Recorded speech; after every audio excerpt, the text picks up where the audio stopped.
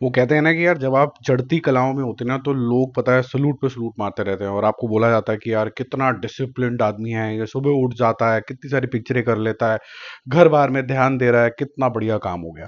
जैसे ही आदमी फ्लॉप होना शुरू होता है, कई बार उसकी मूवीज नहीं चलती हैं, साल 2 साल नहीं हुआ कार्यक्रम ठीक ठाक, तो बोलते हैं यार इसकी तो पिक्चर की चॉइसेस बेकार हैं, इसका तो ये बेकार है, उसका तो वो बेकार है। और हम समय नहीं देते हैं उस एक्टर को कि भाई तेरे को जो हम फीडबैक दे रहे हैं उसके लिए जो भी तेरा स्ट्रैटेजी था मार्केट में आने का वो चेंज करके अब नई स्ट्रैटेजी ले ले। लेकिन दनादन दनादन दनादन जो होती है डिशुम डिशुम शुरू हो जाती है। अब यूजुअली क्या होता है कि जो आपका बिहेवियर होता है किसी के साथ भी वो बड़ा ही पोलाइट होता है। अगर आप कुछ भी चूचा नकर करते हो, किसी को गाली दे देते हो, किसी को तू तड़ाका कर लेते हो, तो ऑब्वियसली आपके राइट्स होते हैं, आप पुलिस को भी बोल सकते हो कि भैया मेरे साथ ऐसा ऐसा हो रहा है। लेकिन सोशल मीडिया बड़ी ही इंटरेस्टिंग सी चीज़ है और ऑलमोस्ट हर एक के पास फ़ोन है, हर एक के पास यूट्यूब का भी एक्सेस है, सोशल मीडिया में इंस्टाग्राम का, एक्स का, फेसबुक का, सबका एक्सेस है। तो वहां पर अक्षय कुमार की जो धुनाई होने लग जाती है ना कि भाई फिर से एक रीमेक आ गई, अक्षय कुमार फ्लॉप कुमार, ये कुमार वो कुमार, हम बड़ी जल्दी भूल जाते हैं कि इतने सालों की जो मेहनत है और इतने सालों से जो कुछ भी किया वो कितनी मुश्किल से अचीव किया होगा। मुझे सरफिरा से बहुत ज़्यादा उम्मीद है फ्रॉम एन एक्टिंग परस्पेक्टिव। क्या ये राइट अमाउंट जो है थिएटर्स के अंदर ला पाएगी कि नहीं ला पाएगी? ऑफ कोर्स मैं यहाँ पर प्रोड्यूसर्स की बात नहीं कर रहा हूँ, वो तो काफ़ी हद तक पैसा पूरा कर लेते हैं ओटीटी वगैरह ये सब बेच बाच के। रिस्क होता है डिस्ट्रीब्यूटर का लार्जली।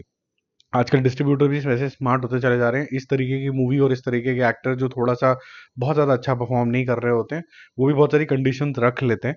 लेकिन लार्जली फिर भी डिस्ट्रीब्यूटर का ही रिस्क होता है। तो क्या सरफिरा का एडवांस बहुत ज़्यादा ज़बरदस्त चल रहा है? क्या डे वन के अंदर बहुत सारी इनकम आने वाली है? इसके बारे में डिस्कशन करेंगे। और तमिल मूवी जो इंडियन 2 आ रही है, कल बिल्कुल ही फुस पटाखा थी और आज इसको अजीब सा ही रॉकेट लगा है, और वो रॉकेट क्या है और डे वन क्या एंटिसिपेट कर सकते हैं उसके बारे में भी डिस्कशन करेंगे, ठीक है? तो पहले मैं इंडियन 2 से शुरू कर लेता हूँ क्योंकि इसमें भी जो एक्टर है वो मेरे काफ़ी ज़्यादा फेवरेट हैं।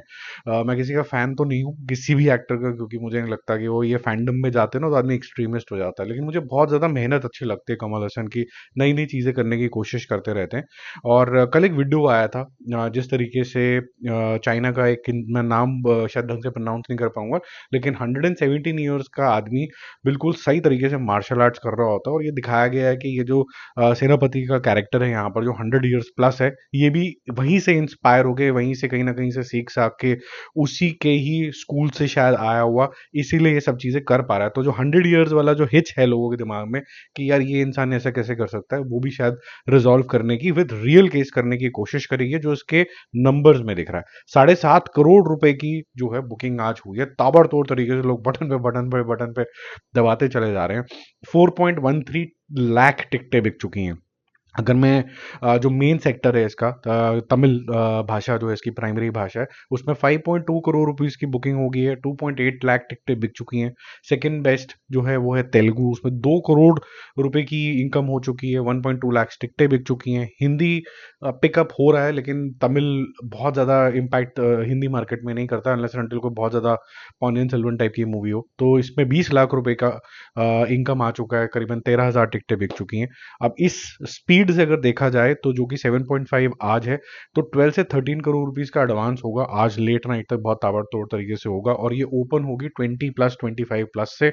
और ये मैं इंडिया की बात कर रहा हूँ, फॉरेन कंट्री के अंदर भी तमिल मूवीज को लेके भी और कमल हसन को लेके भी और शंकर को लेके बहुत ज्यादा, बहुत बहुत बहुत ही ज्यादा एक्साइटमेंट रहती है। तो ये अलग लेवल पे भी जा सकता है, कोई बड़ी बात नहीं है। अब बात करते हैं सरफिरा की, जो कि अक्षय कुमार की मूवी है। अक्षय कुमार की मूवीज ऑफ लेटली चली नहीं है, हमने बहुत सारी स्टार्टिंग ऑफ द वीडियो में बोल दिया है।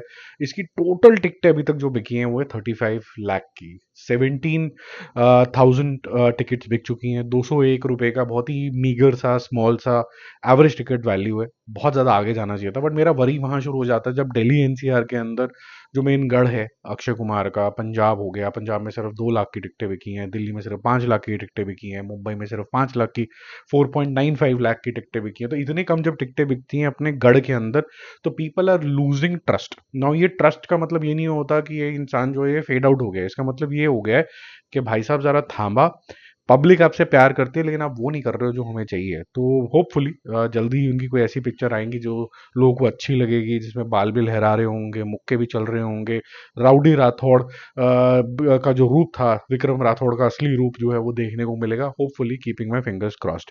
या फिर एक्सट्रीम कॉमेडी देखने को मिलेगी जिसके लिए फेमस है।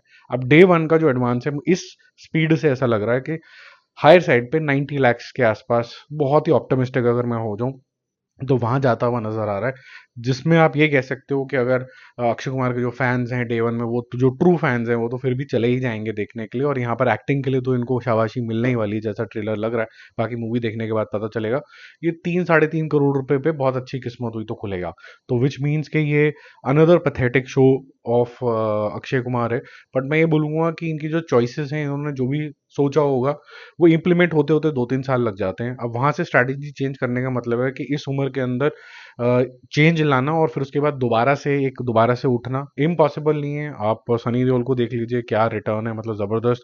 और जो उनकी मूवी की स्लेट भी है आगे, मतलब सारी माइंड ब्लोइंग टाइप की मूवी है। और आप ये भी देख लीजिए कि 4 साल तक शाहरुख खान के पास कोई मूवी नहीं थी, और वो सिर्फ 4 साल लोग याद रखते, लेकिन वो 4 साल नहीं थे सिर्फ। इससे पहले जो उनकी मूवी चल रही थी वो भी ऐसे धक्कम पेल ही थी। तो कहने का मतलब ये है कि 7 8 साल कोई ज्यादा कुछ इम्पैक्ट नहीं था चेन्नई एक्सप्रेस के बाद।